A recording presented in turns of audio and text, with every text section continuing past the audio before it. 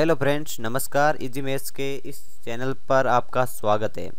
दोस्तों, आज के इस वीडियो में हम क्लास 10 की प्रश्नावली नंबर 1.2 में अभाज्य गुणनखंड के टॉपिक को टच करेंगे। दोस्तों, इसमें हम क्वेश्चन नंबर 2, 3 को किस प्रकार से सॉल्व करते हैं इसके बारे में जानेंगे। तो आप देखते रहिए इस वीडियो को एंड तक।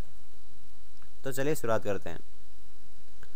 प्रश्नावली 1.2, इसमें क्वेश्चन नंबर 1 आपके सामने आ रहा है। तो क्वेश्चन नंबर 1 में आपको निम्नलिखित संख्याओं को अभाज्य गुणनखंड के गुणनफल के रूप में व्यक्त कीजिए। तो आज इसमें हम अभाज्य गुणनखंड किस प्रकार से निकालते हैं इसके बारे में सीखेंगे और इसको गुणनफल के रूप में किस प्रकार लिखते हैं इसके बारे में भी जानेंगे।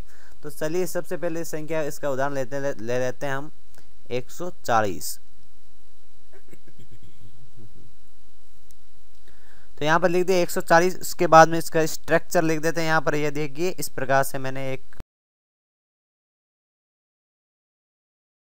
तो यहाँ पर लिख देते हैं 140 और इस संख्या में हमें ऐसी संख्या भाग देना जिसमें इसका भाग जा सके। जिस प्रकार से हम 2 का भाग दे रहे हैं, 2 7 14, तो यहाँ पर नीचे लिख देंगे 70। तो यहाँ पर लिख देंगे 70।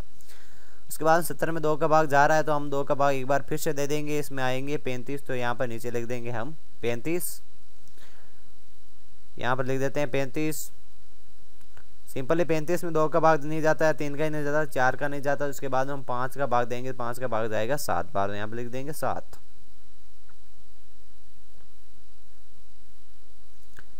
7 में 7 का भाग ही जाएगा तो हम यहाँ पर 7 का भाग इसमें दे देते हैं। इस प्रकार से हमारे सामने अभाज्य गुणनखंड का गुणनफल प्राप्त हो चुका है इस संख्या का। तो इस प्रकार से इसको गुणनफल के रूप में लिख सकते हैं, जिस प्रकार से 2 गुणा 2 गुणा 5 गुणा 7। इस प्रकार से 7 5 35, 35 दूना 70, 70 दूना 140। इस प्रकार से हमें प्राप्त हो जाएगा। इसको आप अलग से गुणनफल के रूप में भी लिख सकते हो, जिस प्रकार से आपकी 10th क्लास की किताब उदाहरणों में दिखाए गए उस प्रकार से आप 2 × 70 या 2 × 2 × 35 या फिर 2 × 2 × 5 × 7 लिख सकते हैं। इसके बाद में हम चलते हैं कि इस विधि का प्रयोग करके हम एलसीएम या एचसीएफ किस प्रकार से निकालते हैं। तो चलिए शुरुआत करते हैं इसकी एलसीएम एंड एचसीएफ। इसके लिए हम क्वेश्चन नंबर 3 को टच कर रहे हैं। इसमें क्वेश्चन नंबर 3 का जो फर्स्ट उदाहरण है उसको ले रहे हैं हम। यहाँ पर संख्या है आपके सामने 12, 15 और 21। तो इसको सेम विधि से आपको अभाज्य गुणनखंड निकालना है। आप पिछले स्टेप में जो हमने अभाज्य गुणनखंड निकालने का स्टेप बताया था उसके अनुसार आप इसको सॉल्व कर लीजिए। तो यहाँ पर लिख देते हैं 12, 12 के बाद में यहाँ पर 15, 15 के बाद में 21। तो 12 का अभाज्य गुणनखंड निकालने के बाद आपको उसका गुणनफल यहाँ पर लिखना है।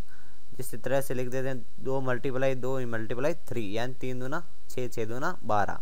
उसके बाद में 15, 5 3 15। तो यहाँ पर लिख देते हैं 5 3 15 और 3 7 21 और 3 × 7 लिख देते हैं।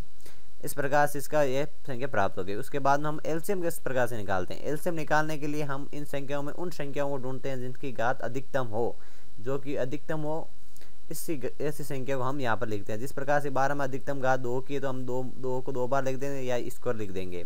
उसी प्रकार से 3 की घात सबसे कम, 3 की घात 1 ही है तो इसको 3 लिख देंगे। उसके बाद 5 सिंगल तो यहाँ पर लिख देते हैं और 7 इसको लिख देते हैं। इसके बाद इसको मल्टीप्लाई कर लेते हैं। इस प्रकार से हमारे एलसीएम प्राप्त हो जाएगा 420। वे छोटी से छोटी संख्या जिसमें इस संख्याओं का पूरा पूरा भाग जाता हो।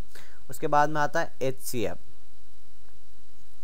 तो एचसीएफ निकालने के लिए हम उस संख्या को चुनते हैं जो सभी संख्याओं में उभयनिष्ठ हो। तो इसमें आपको 3 सभी संख्याओं कॉमन दिख रहा है, तो इस प्रकार से हमने इसका एचसीएफ 3 लिख दिया। इस प्रकार से आप एलसीएम और एचसीएफ ज्ञात कर सकते हैं।